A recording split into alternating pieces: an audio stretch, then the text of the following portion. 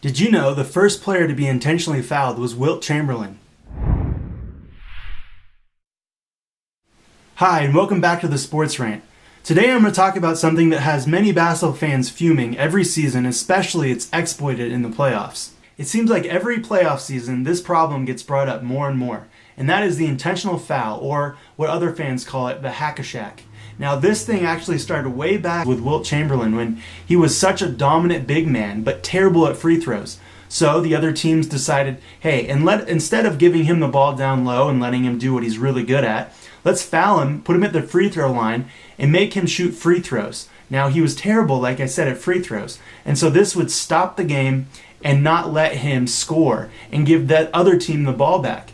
This led to Wilt Chamberlain running around the court, trying to run away from players, trying to hide behind other players, and giving them as much time as possible to get the ball down and try to get a basket in. Now, this idea of intentional fouling didn't really catch on very heavy in the league until in the 90s with Dennis Rodman and the Bulls. Dennis Rodman was arguably one of the best rebounders to ever play, even though he wasn't nearly as tall as Wilt Chamberlain or many of the players he was currently playing against.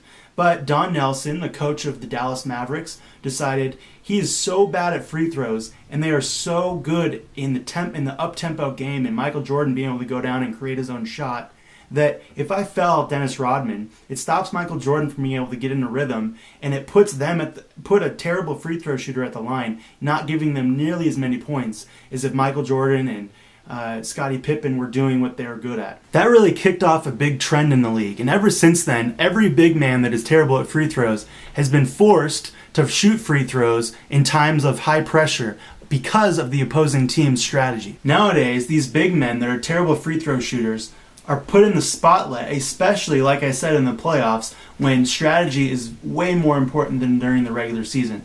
Players like DeAndre Jordan, Dwight Howard, Josh Smith. DeAndre Jordan actually is forced to do this constantly, even during the regular season. Dwight Howard last year set a record for most free throws shot in a game at 39. Luckily, he was able to be on a roll that night and made 24 of those 39. So it wasn't as bad. But that set a record. That's just ridiculous how many free throws he shot. Now, one of the biggest questions that comes up every year is, does this actually work? Putting it into strategy and into theory, does it really work? This year in the playoffs, we saw it huge with the Spurs versus the Clippers against DeAndre Jordan.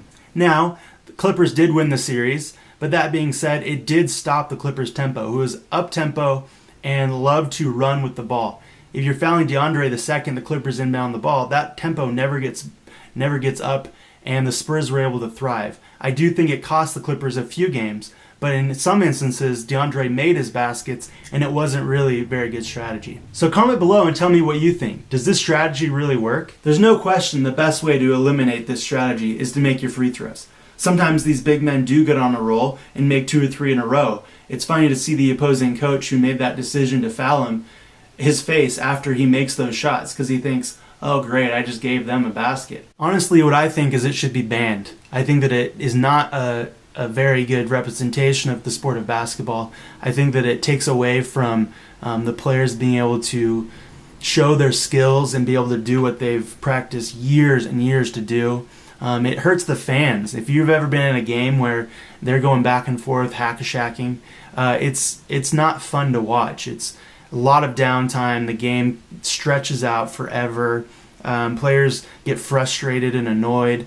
And a lot of times it's funny. You see the players that are being told by their coach to foul the other team, and they're annoyed. They don't want to do it. I remember during the last series, Tim Duncan actually came out and said, I don't like doing this, but I'm just following my coach's orders. I also want you to comment below and tell me what you think should be the rule. How do you think the NBA should counteract this strategy?